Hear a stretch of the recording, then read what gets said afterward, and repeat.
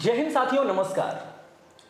आज हमारे बीच में है बेहद संघर्षशील व्यक्तित्व और जिन्होंने अपने जीवन का एक लंबा समय संघर्ष में, इंतजार में और दिमागी ऊहापोह में लगा दिया, खर्च किया। लेकिन इसका जो हासिल हुआ वो ये हुआ कि इन्हें सफलता हासिल हुई। सफलताएं छोटी या बड़ी नहीं होती, सफलता सफलता होती है। सफलता के पैमाने, सफलता की कसौटियां कभी भी उनके दायरे तय नहीं करती हैं। हमने जो सोचा, हमने जो लक्ष्य निर्धारित किया, उन लक्ष्य तक अगर हम पहुंच गए तो वो हमारी सफलता होती है और वो हमारी संतुष्टि होती है।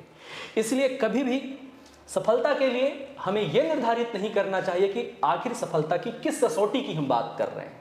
जी हाँ दोस्तों, हम बात कर रहे हैं मिस्टर पुष्पेंद्र दांगी की, जो हमारे बीच में है, जो हमारे छात्र भी रहे हैं, हमारी संस्था से लगातार जुड़े रहे हैं और अपनी काबिलियत के दम पर, अपने धैर्य, अपनी कुशलता और अपनी डेडिकेशन की दम पर, केवल अपनी, हम सबकी भूमिका केवल और केवल दिशा निर्देश की होती है। हर सफलता की जो जिम्मेदारी है वो छात्र की होती है। हर सफलता का जो क्रेडिट है वो छात्र का होता है। तो ये वे छात्र हैं जिन्होंने एक लंबा संघर्ष देखा है। ये वाइल्ड कार्ड एंट्री वाले छात्र नहीं हैं। आज उस दौर में जहां विभिन्न प्रकार की विसंगतियां देखने को मिलती हैं, उन विसंगतियों के दौर में भी अपनी एक जगह अपनी मेहनत से बनाना ये बड़ी बात है। आप देख रहे होंगे पटवारी से पटवारी की चर्चा हम लोग करने वाले हैं। तो हम आज पुष्पेंद्र दांगी जी से आपकी भेंट कराने वाले हैं, जिन्होंने एक लंबा समय तैयारी के लिए दिया और 2017 की जो वैकेंसी थी मध्य प्रदेश पटवारी की, उसमें फाइनल सिलेक्शन हासिल करके और आज एक किसी जगह पर, एक किसी जिले में सफल पटवारी बन करके 5 साल पटवारी बन करके दिखाया है। इवन 6 साल होने वाले हैं इनको पटवारी के पद पर कार्यरत होते हुए। छात्रों, बड़े भाग्य से पत्थर पूजे, एक तो भर्ती आती है मगर न जाने कहां बीच में सब सीटें बिक जाती हैं। ये केवल आज नहीं हो रहा है, ये पहले भी होता रहा है, आज भी हो रहा है और आगे भी होता रहेगा। मैं नहीं कहता कि ये गलत नहीं है, बिल्कुल गलत है और हमें गलत के खिलाफ आवाज उठानी चाहिए।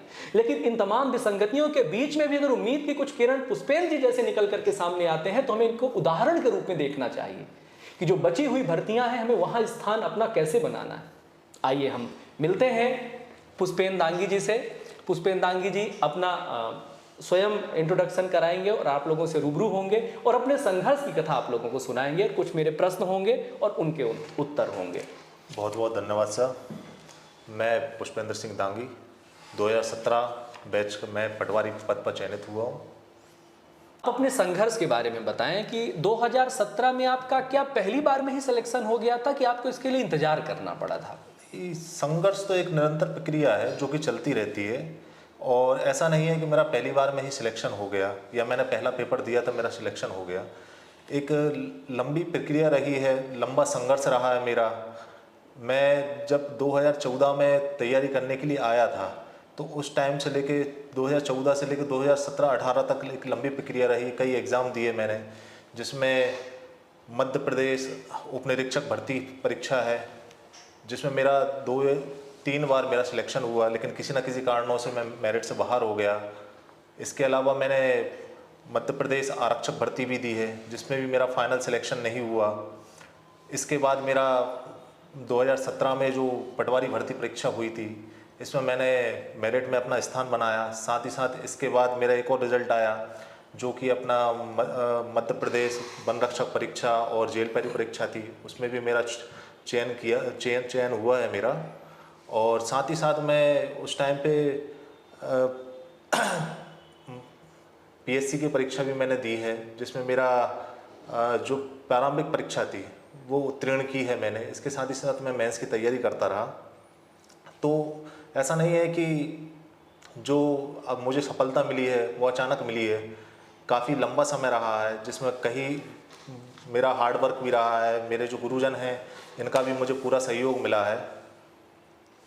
तो जैसे कई बच्चे आते हैं, वैकेंसी निकलती है, फॉर्म भरते हैं और कोचिंगों की ओर वो पलायन करते हैं कि उन्हें कहीं ना कहीं ये लगता है कि अब आप बताइए, कोई भी नोटिफिकेशन आया, नोटिफिकेशन के 45 दिन बाद, 40 दिन बाद, 50 दिन बाद एग्ज़ाम है जी। तो उन बच्चों के लिए आप क्या संदेश देना चाहते हैं जिन्हें लगता है कि हम 45-50 दिन में ही ये इंडिकेटेड जो सफलता है वो अर्जित कर सकते हैं? सफलता तो एक निरंतर प्रक्रिया है और जो कि एक बहुत कम समय में प्राप्त नहीं की जा सकती, जिसके लिए काफ़ी लगन भी चाहिए, मेहनत भी चाहिए है आपको, और आपके जो गुरुजन वगैरह हैं उनका आपको मार्गदर्शन भी चाहिए, जिसके बिना आप सफलता हासिल नहीं कर सकते। इसका मतलब सीधा सीधा ये कहा जाए कि सफलता जिसमें भी अपन को प्राप्त करनी है उसको हम प्रारंभ से ही अपने निर्धारित कर लें और उस पर हम लग जाएं। यानी कि फॉर्म भरने के बाद हमें मेहनत करने का कोई बहुत ज़्यादा औचित्य नहीं बचता है जी। फॉर्म भरने से पहले भी हम उसकी तैयारी कर सकते हैं। दूसरी बात, कई बच्चों के मन में आता है कि मेरे साथी का या मेरे सहयोगी का या जो मेरे परिचित हैं उनका 6 महीने के भीतर सिलेक्शन हो गया, साल भर के भीतर सिलेक्शन हो गया, तो उनके ऊपर एक जो प्रेशर आता है समाज को जवाब देने का, घर परिवार को जवाब देने का, एक जो रेपुटेशन बिल्ड करने का एक जो प्रेशर होता है, उससे बच्चा कितना क्षतिग्रस्त होता है, कितनी समस्याओं से का सामना करना पड़ता है और उसकी सफलता में कितनी अड़चनें आती हैं, ये जरूर मेंशन करिएगा। देखिए, जब कोई भी व्यक्ति या कोई भी जो बच्चा तैयारी करने के लिए आता है उसके सामने बहुत सारी समस्याएं होती हैं। पहले उसकी खुद की एक मनोवैज्ञानिक अपनी स्थिति अपनी जो होती है कि अपन को पहले से उसमें तैयार रहना चाहिए कि मेरे आगे कौन कौन सी समस्याएं आएंगी। अपनी चाहे भले ही वो आपकी आर्थिक समस्या हो या फिर आपका समाज का प्रेशर हो आपके ऊपर, तो आपको अड़िग रहना है उस पर। कभी कभी ऐसा होता है किसी को जल्दी सफलता मिल जाती है, कभी कभी किसी का कुछ अंकों से या कुछ पॉइंट में उनके नंबर कम पड़ जाते हैं, उनका फाइनल सिलेक्शन नहीं हो पाता है। उस टाइम पे बच्चा, या मैं खुद की बात करूं तो मैं खुद टूट गया था, फिर इसके बाद अपन अपने आप को खुद जोड़ते हैं, खुद जोड़ने के बाद अर्थात ये सबके साथ होता है। जो बच्चे सफल हुए हैं वो भी कई बार टूटे हैं, कई बार रोए हैं, कई बार बिखरे हैं, मतलब वो आप नए नहीं हैं, ये सबके साथ होता है। कि आप असफल होते हैं तो आप अकेले में रोते हैं, आप टूटते हैं, उम्मीदें हार जाते हैं, लेकिन फिर अपने आप को जोड़ना पड़ता है, फिर हमें खड़े होना पड़ता है, तब जा करके कोई एक वांछित सफलता मिलती है। दूसरी बात जो बहुत सामने आती है, बड़ी कॉमन सी बात है कि बच्चों को ये लगता है कि हमें एक जिद होती है बच्चों में कि हमें केवल यही बनना है, और उसके पीछे वो कुछ विकल्प जो डिजर्व करते हैं वो छूटता चला जाता है उनसे। इस पर जरूर आपको, क्योंकि आपने विभिन्न डायमेंशन में एग्जाम दिए हैं, आपने बताया कि आप 2015 में सब इंस्पेक्टर में सफल हुए, 16 में सफल हुए, 17 में सफल हुए, कहीं आप फिजिकल में बाहर हुए तो कहीं आप इंटरव्यू में या कहीं फिर मेरिट में आउट हुए। आप कांस्टेबल आपने 2 बार निकाला है, 2016 और 17 में। कुछ कहीं ना कहीं किसी कारण से कहीं फिजिकल में या मेरिट आउट हुए। आप जेल प्रहरी आपने निकाला है, फॉरेस्ट निकाला है आपने, पीएससी के 3 बार आपने मेंस लिखे हैं। इसका मतलब है आपने विभिन्न डायमेंशन में ट्राई किया है। तो इसमें से उन बच्चों को आप क्या सलाह देना चाहते हैं कि जो एकदम जिद पकड़ के रखते हैं कि मुझे तो केवल यही वाली नौकरी चाहिए, दूसरी नहीं चाहिए, और बाद में वो डिप्रेशन और फ्रस्ट्रेशन का शिकार हो जाते हैं? देखिए, मैं इसमें यही कहना चाहता हूं कि आप, अच्छी बात है कि आप ये चाहते हैं कि भाई मुझे इसी में जाना है, या किसी को जैसे सब इंस्पेक्टर ही बनना है या किसी कुछ और बनना है, ये अच्छी बात है कि भाई आपने अपना लक्ष्य तय कर लिया है। लेकिन कभी कभी परिस्थितियां ऐसी होती हैं कि आप उसमें असफल हो जाते हैं, तो आपको कम से कम एक दूसरा आपको अल्टरनेटिव रखना चाहिए। जी। तो जैसे कि कई बार, जैसे आपने कहा कि हमने सब इंस्पेक्टर बनना ठाना था जी, तो कई विसंगतियों की वजह से लंबे समय तक भर्ती का नहीं आना। जैसे लास्ट टाइम 2017 में सब इंस्पेक्टर की भर्ती मध्य प्रदेश में आई थी, अब 2023 है, यानी वो बच्चे जिनका ड्रीम था 2 स्टार लगाना, 6 साल कितना बड़ा समय होता है। इन 6 सालों में क्या कोई दूसरा विकल्प की ओर व्यक्ति को सोचना नहीं चाहिए था? बिल्कुल सोचना चाहिए था। मैं इस चीज़ में बिल्कुल नहीं कहता कि आदमी को, मतलब या किसी बच्चे को नहीं सोचना चाहिए जी। जैसे आपको वर्दी ही चाहिए जी, ठीक है, तो उसके लिए कई और भी डायमेंशन है जाने के लिए, ठीक है। आप जैसे सब इंस्पेक्टर की तैयारी कर रहे थे, इस बीच में जैसे MPPSC की वैकेंसी निकली, आप उसमें ट्राई कर सकते हैं जी।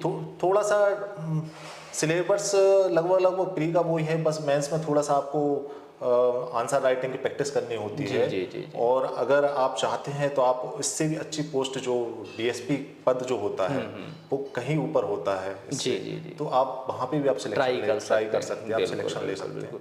दूसरा, लगभग अगर स्टेट की बात करें तो सिलेबस सिमिलर होता है, कुछ विषय इसमें बदल जाते हैं। तो कुछ विषयों के बदलने की वजह से हमें कम से कम ट्राई तो करना चाहिए कि जैसे आपकी पटवारी का आपने पटवारी दिया, सब इंस्पेक्टर पढ़ते रहे, पटवारी का पेपर आपका फाइनल हुआ और आप जॉब भी कर रहे हैं। दूसरा ये है कि बीच में दूसरे स्टेट के भी सब इंस्पेक्टर के पेपर निकलते हैं या किसी और के निकलते हैं, तो क्या दूसरे स्टेट में ट्राई करने से बच्चे परहेज करते हैं मध्य प्रदेश के छात्र? देखिए, ये तो अपना अपना ओपिनियन है सबका जी कि किसी को स्टेट में ही करना है, या फिर कुछ बहुत सारे बच्चे हैं जो सेंट्रल गवर्नमेंट की भी तैयारी करते हैं, सेंट्रल गवर्नमेंट के एग्जाम होते हैं, कई अच्छी अच्छी वैकेंसियाँ आती हैं उसमें, और अदर स्टेट में भी होती हैं वैकेंसियाँ। ठीक है, ये सबका अपना पर्सनल ओपिनियन है। बस मेरा मानना ये है कि जब आप तैयारी कर रहे हैं तो आप कहीं पे भी वैकेंसी है, आप एग्ज़ाम दीजिए। कम से कम उससे ये होता है कि आपको अपना लेवल पता चलता है कि हमारा लेवल क्या है। तो आपने बिल्कुल जेन्युइन सिलेक्शन लिया है, इसके गवाह हम स्वयं हैं और हमारे साथ के जितने भी लोग हैं उसके गवाह हैं कि जहां पर आपने मेहनत करके और किसी भी प्रकार की विसंगतियां रही हों, अपनी जगह आपने अपनी मेहनत से बनाई। तो इस विषय पर बच्चों को आप क्या कहना चाहेंगे, जो बच्चे विसंगतियों की वजह से टूट जाते हैं, जो बच्चे विसंगतियों की वजह से ये अपेक्षा करने लगते हैं, यार मेरी मेहनत शून्य हो गई है, मेरी मेहनत का कोई मतलब नहीं बचा है, मेरी जगह नहीं बनती है, उन बच्चों को आप क्या मैसेज देना चाहेंगे? देखिए, मैं यही कहना चाहता हूँ, इस पर विसंगतियाँ तो खैर होती रही हैं, और विसंगतियों से कभी अपने आप को नहीं टूटने देना चाहिए, क्योंकि हम लड़ते हैं, गिरते हैं, उठते हैं, जीतते हैं। कोई भी व्यक्ति आपसे आपका मौका छीन सकता है, लेकिन आपकी काबिलियत नहीं छीन सकता। जी। तो मैं बस यही कहना चाहूँगा कि आप अपनी मेहनत पे भरोसा रखें, आज नहीं तो कल आपको सिलेक्शन मिलेगा। बहुत बड़ी बात कही है कि कोई भी व्यक्ति आपसे मौका छीन सकता है, आपकी काबिलियत नहीं छीन सकता है। इसका मतलब बिल्कुल स्पष्ट कहा है पुष्पेंद्र जी ने कि आप अपनी काबिलियत पर भरोसा रखिए, अपने हक के लिए लड़िए, विसंगतियों के लिए आवाज उठाइए, लेकिन उस आवाज में आपकी भूख कहीं दबनी नहीं चाहिए। आपका जो लक्ष्य है वो कहीं उसका शिकार नहीं होना चाहिए। आप लड़िए भी, समय निकालिए और आप अपने अगले लक्ष्य के लिए एक बार फिर लगन से जुट जाइए। पुष्पेंद्र जी, एक बात और है इसमें, कई बार बच्चे, जैसे कि पढ़ाई की ही हम लोग बात करें, पढ़ाई में गिने चुने विषय हैं, मैथ्स हो गया, रीजनिंग हो गया, जीएस की बात करें तो हिस्ट्री हो गई, पॉलिटी हो गई, ज्योग्राफी हो गई, मध्य प्रदेश का जीके हो गया, करंट अफेयर्स की बात हो गई, साइंस हो गई तीनों प्रकार की, जिसमें बायो हो गई, फिजिक्स हो गई, केमिस्ट्री हो गई, लैंग्वेज में हिंदी और इंग्लिश हो गई, कंप्यूटर के कुछ फंडामेंटल कंप्यूटर्स हो गए। तो इतने सारे विषय होते हैं। अब आप 1 साल, 2 साल, 3 साल जब तैयारी करते हैं तो जाहिर सी बात है इन सभी विषयों को कम से कम 4-4, 5-5 बार आप पढ़ लेते हैं। एक समय के बाद जैसे बच्चों की काफ़ी शिकायतें आती हैं कि सर हमने तो इतनी बार पढ़ लिया, अब बोर हो गए, अब पढ़ने का मन नहीं करता। तो एक टाइम पे ऐसा होता है कि हम पढ़ने में बोर हो जाते हैं, फिर पढ़ने में मन नहीं लगता, क्योंकि वही कंटेंट हम कई बार पढ़ चुके होते हैं। नहीं, मेरा मानना ये है कि बोर तो नहीं होता है कुछ, बस ये रहता है कि आप ये देखते हैं कि यार ये मैं बार बार वही पढ़ रहा हूँ, मतलब इसका मतलब है कि बीच में आप अपनी हॉबी छोड़ दिए। ओके। आपकी जो हॉबीज़ होती हैं, या आपका जैसे किसी को नोवेल पढ़ना है, किसी को अपना फिजिकल वर्कआउट करना है, तो वो सिर्फ क्या है, सुबह से लेकर शाम तक अपनी सिर्फ ये बुक्स देखते रहते हैं, अपने पर्सनल समय जो है वो नहीं देते। तो आपके कहने का मतलब है कि आप अपने लक्ष्य का तो ध्यान रखिए, साथ में अपनी हॉबी को जिंदा रखिए आप, है ना, उससे क्रिएटिविटी आती है, मतलब आपके डायमेंशंस खुलते हैं, आप डिस्ट्रैक्ट नहीं होते, आपका समय खराब नहीं होता, रोचकता पैदा होती है, और उससे आपके जो सब्जेक्ट है वो कनेक्ट होते हैं। साथ ही साथ आप जैसे फिजिकल कर रहे हैं या फिर आप ग्राउंड पे, तो कई लोगों से आप मिलते हैं जी। जब आप कभी डिप्रेशन में जाते हैं तो आप उनसे जैसे इंटरेक्ट होता है आपका, तो काफ़ी चीज़ें आपको सीखने को मिलती हैं उनसे। अच्छा, तो इन सब का असर होता है, इन सब का फर्क पड़ता है। तो आप बच्चों को ये जरूर बताएं कि बार बार विषय को रोचक कैसे बनाएं, जी, इंटरेस्ट कैसे पैदा करें उसमें। जब आप कोई भी सब्जेक्ट आप पढ़ते हैं, ठीक है, तो आप बस उसको बोरियत के तौर पे ना पढ़ें कि यार मुझे तो यार बस ये एग्ज़ाम निकालना इसलिए मैं पढ़ रहा हूँ। उसके अंदर आप चीज़ों को देखें कि यार ये मेरी ज़िंदगी में कहाँ पे ये काम आ रहा है, काम आ रहा है। असल ज़िंदगी मेरे कहाँ काम आएंगी ये बहुत चीज़ें। बढ़िया बात। जैसे आप ज्योग्राफी अपन ले लें जी। या फिर अपन पॉलिटी ले लें, आज का अपन जैसे सिनेरियो देख रहे हैं आसपास, तो कहीं ना कहीं आपसे और हमसे ही कनेक्ट हैं ये चीज़ें। जी। अब आप उसको बोरियत के तौर पे पढ़ेंगे तो सिर्फ आप पढ़ के ही रह जाएंगे, कुछ टाइम बाद आप उसको भूल जाएंगे। लेकिन जैसे आप उसको रोचकता के तौर पे आप उसको पढ़ेंगे कि भाई ये मेरी ज़िंदगी में कहाँ काम आ रही है, तो ये आपको बोरियत नहीं होगी इनमें, बल्कि आपको और इंटरेस्ट पैदा होगा इसमें पढ़ने के लिए। बड़ी बात है ये। तो आपने सुना, आपने समझा कि भाई आप पढ़ाई करते करते करते करते तब बोर हो जाते हैं जब उसको केवल एग्जाम निकालने के हिसाब से देखते हैं। अगर आप उसको अपनी जिंदगी से कनेक्ट करते हैं तो निश्चित ही वो कंटेंट आपको कभी भी बोर होने नहीं देता है। कुछ और बच्चों के प्रश्न हैं जो मैं आपसे पूछना चाहूँगा कि लंबे समय में चुनौतियाँ क्या क्या आती हैं जब आप कोई भी तो बच्चों का ये प्रश्न है कि जब आप लंबे समय तक परीक्षाएं देते हैं, डेस्टिनी आपकी काम नहीं, मैं डेस्टिनी वर्ड का इसलिए इस्तेमाल कर रहा हूँ क्योंकि आप भी बहुत मेहनती रहे हैं, तो ये मेरा आंखों देखा है ना प्रमाण है, आपके साथीगण बहुत मेहनती रहे हैं। तो इसमें मैं डेस्टिनी शब्द का इसलिए छात्रों इस्तेमाल करूंगा क्योंकि कई बार मेहनत के साथ आपकी किस्मत का भी बहुत बड़ा खेल हो जाता है, बहुत बड़ा रोल हो जाता है। तो जब आपकी मेहनत और डेस्टिनी मैच नहीं करती तो एक लंबा एरा 2014 से बताया आपने तैयारी में आए और 2017 में सफलता मिली, यानी कि 3 साल रहे आपकी तैयारी के। उससे पहले भी आप तैयारी करते रहे होंगे, 2014 में तो हमारे संपर्क में आए आप। तो ये जो बच्चे हैं लंबे समय से, बीच में कोरोना काल भी आया, तो इनके साथ तो 6-7 साल का संघर्ष हो गया है। तो कौन कौन सी चुनौतियां आती हैं, उन चुनौतियों को कैसे हम टैकल करते हैं और बच्चों को क्या करना चाहिए इस वक्त पे? देखिए, जब आप तैयारी करते हैं, आपका लक्ष्य निर्धारित करके आप किसी फील्ड में जाने के लिए आप तैयार होते हैं, तो एक समय बाद सबके जीवन में कई प्रकार की चुनौतियाँ आती हैं। जैसे इसमें कुछ अपनी आर्थिक समस्याएं होती हैं जी। कोई व्यक्ति किसी जैसे ग्रामीण क्षेत्र से निकल के आया तो उसकी परिस्थितियां कुछ अलग थीं, लेकिन फिर भी वो आया। अब कुछ उसके माता कुछ पिता वक्त लेके आया, कुछ वक्त लेके आया, ठीक है, और उसके साथ ही साथ उसके कुछ माता पिता के सपने लेके आया वो। जी। कहीं ना कहीं वो उनको बिखरने नहीं देना चाहता, तो कहीं ना कहीं ये समस्याएं भी हैं। दूसरी, एक समाज का बहुत बड़ा प्रेशर होता है। हाँ। जब वो ये पूछते कुछ टाइम बाद कि और क्या कर रहे हो, क्या कर रहे हो, कब तक करोगे, कब तक करोगे। कई ये ताने मुझे भी सुनने को मिले। और कई लोग अजीब सी भी बातें करते हैं कि अरे ये तो माता पिता का पैसा बर्बाद कर रहे हैं, वहाँ रह रहे हैं जी, और काफ़ी टाइम हो गया इनको तो कुछ नहीं करना है, घर लौट के आना है। तो ये बहुत हर्ट करती हैं, ये हर्ट करती हैं चीज़ें। मतलब लोग बाग कहते हैं, लेकिन जब लोग बाग रात को सोते हैं उस टाइम पे जो लगनशील जो छात्र होते हैं वो पढ़ते हैं। वाह, बड़ी बात है। और जब वो उठते हैं तब जाके वो सोते हैं। क्या बात है, बड़ी बात है ये। हाँ जी। तो ये सब समस्याएं आती हैं और इन सब समस्याओं से कोई आपको बाहर नहीं निकालेगा, सिर्फ अपन को स्वयं को ही निकलना होता है इन सब चीज़ों से बाहर। मतलब हम जूझते हैं इन तमाम प्रकार की चीज़ों से। तो दिमाग में जब ये सारी चीज़ें इकट्ठी होती हैं तो दिमाग तो चोक हैंग होता होगा। तो इससे कैसे उभरता है एक छात्र? एक अंदर ही अपन को दृढ़ संकल्प के साथ अपन को उभरना होता है कि नहीं, मेरे माता पिता की जो इच्छाएं हैं उनकी मुझे पूर्ति करना है। एक समाज में मुझे एक अपना एक स्टेटस बनाना है। अगर मैं आज हार के जाऊंगा तो हमेशा मुझे एक हारा हुआ व्यक्ति की नज़रों से ही देखेगा, और अगर आज मैं कुछ बन के जाऊंगा तो मैं सर उठा के और अपने माता पिता का जो सिर है उसको गर्व से ऊंचा होता हुआ मैं देखूंगा। तो ये सब चीजें हैं जो, ये सब भूख है जो आपको मजबूत बना के रखती हैं, टूटने से बचाती है। पुष्पेंद्र जी, कई बच्चे इस बीच में इन्हीं जिम्मेदारियों के बोझ तले टूट जाते हैं और गलत निर्णय ले लेते हैं, और ऐसे कमजोर बच्चे हमारे समाज में पाए जाते हैं जो साफ तौर पर समाज द्वारा की गई हत्या होती है। उस पर आप क्या कहेंगे?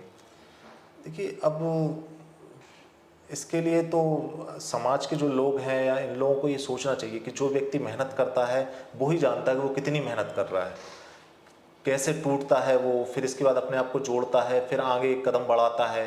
कभी कभी ऐसा लगता है कि हाँ वो बिल्कुल उस ऊंचाई पे पहुंच गया है जहां उसको पहुंचना था, लेकिन सडनली कुछ ऐसा हो जाता है कि वो दोबारा से नीचे आ जाता है, अपने आप को फिर जोड़ता है, फिर चढ़ता है।